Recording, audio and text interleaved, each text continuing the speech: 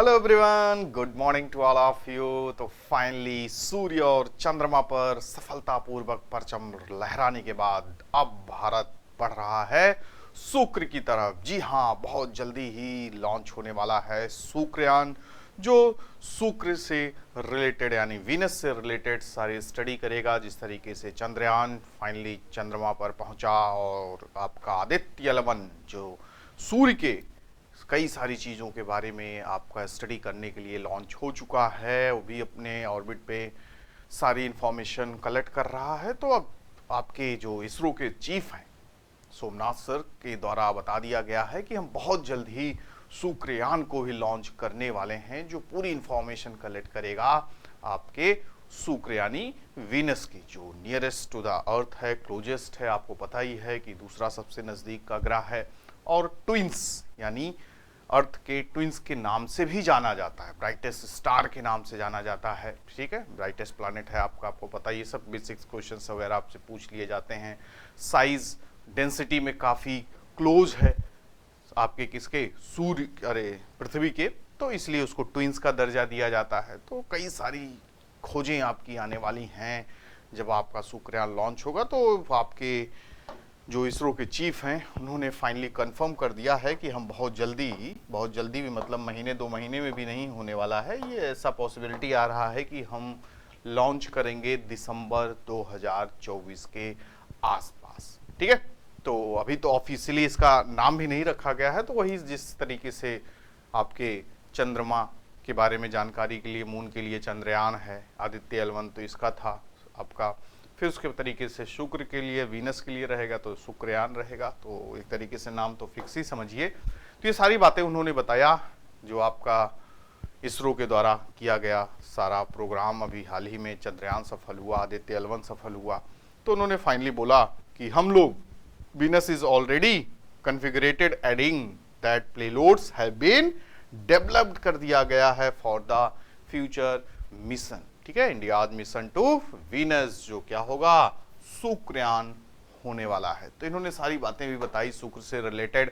ठीक है, तो वही प्रोग्राम वगैरह था इंडियन नेशनल साइंस एकेडमी में। तो यहाँ पे इन्होंने बताया कि we have a lot of missions in the conceptual phase, a mission to Venus is already configured, payloads have been already developed for it. ठीक है, तो ये सब सारी बातें दिसंबर 2024 तक ऐसी संभावना है कि इसको लॉन्च कर दिया जाएगा और सारी इंफॉर्मेशन आपकी कलेक्ट करेगा। तो what is the main M, क्या मेन एम रहेगा इस मिशन का?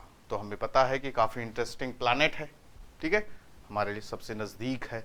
ठीक है, और क्या क्या इसकी है, the atmospheric pressure is 100 times that of earth and it is full of acid. ठीक है, इसका जो आपका एटमॉस्फेरिक प्रेशर है वो 100 times that of the earth है और लगभग एसिड से भरा हुआ। फिर जब उसके सरफेस का भी नहीं पता है कि सॉफ्ट है या फिर हार्ड है, तो ये सब चीज़ें तो पता चलेंगी बाद में, सारी चीज़ें जब आपकी रिसर्च वगैरह सामने आएंगी। तो इसके पीछे का इन्होंने कारण भी बताया है कि अब धीरे धीरे, जैसे हमें नहीं पता था कि स्टार्टिंग में धरती आगे कैसे होने वाली है, या अभी हम नहीं बता सकते कि धरती की स्थिति आगे क्या होगी 10,000 20,000 साल पहले। तो एक बैकअप की तरह हमें रहना चाहिए। जिस तरीके से देखिए एलन मस्क भी सोच रहे हैं मार्स पे बसाने के लिए सबको, तो हम वीनस के बारे में सोच सकते हैं। तो इस तरीके से हमें एक अल्टरनेट लेके चलना ही होगा।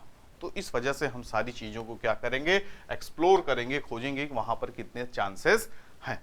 ठीक है, बाकी फैक्ट वगैरह, second planet from the sun and Earth's closest planetary neighbour है। देखते होंगे हम लोग जब सोलर सिस्टम पढ़ते हैं तो उसमें आपका क्या पढ़ते हैं, जो आपका स्टार्टिंग के 4 ग्रह हैं टेरेस्ट्रियल प्लैनेट कहा जाता है, फिर आगे के चारों को जोवियन प्लैनेट कहा जाता है। तो उसमें से एक है आपका mercury, Venus, earth and Mars. ये चारों आपके क्या हैं, टर्शियल प्लैनेट्स हैं। ठीक है, जिसको रॉकी मेनली कहा जाता है, आगे के जो है गैसेस फॉर्म में मेनली उनको ट्रीट किया जाता है। तो इसको क्यों ट्विन, अर्थ की ट्विन क्यों कहा जाता है, जो कि अभी मैंने आपको बताया कि similar in size and density. ठीक है, साइज और डेंसिटी में हमसे काफ़ी ज़्यादा क्लोज है, इसलिए हम इसको अर्थ की ट्विन भी कहा जाता है। और यहाँ पे काफ़ी लोग, ऐसा नहीं कि पहली बार हम इसके बारे में जानकारी इकट्ठा कर रहे हैं।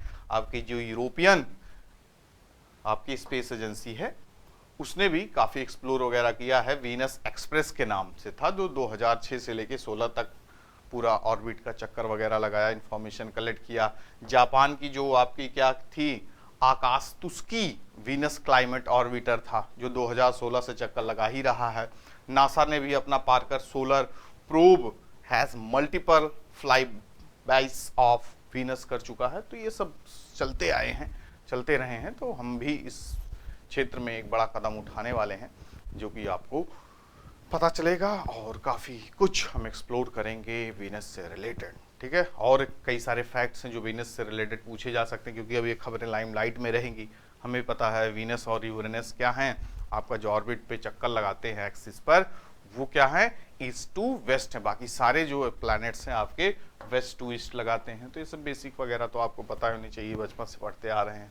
तो ये सारी इन्फॉर्मेशन आपके लिए काफ़ी इम्पॉर्टेंट होने वाली है आने वाले एग्ज़ाम के लिए। तो पूरी तरीके से आपको अलर्ट रहना है, और भी सारी जो जैसी अपडेट होंगी इससे रिलेटेड आपको बताई जाएंगी, वो आपको पूरी तरीके से तैयार रहना है। बाकी कोर्सेज क्लासेस आपकी बैक टू बैक हो ही रही हैं, उनको ज्वाइन किए रहिए, क्लासेस लेते रहिए, चैनल को भी सब्सक्राइब करके रखिए ताकि सारी इन्फॉर्मेशन आपको पता चलती रहे। Thank you to all of you, good luck.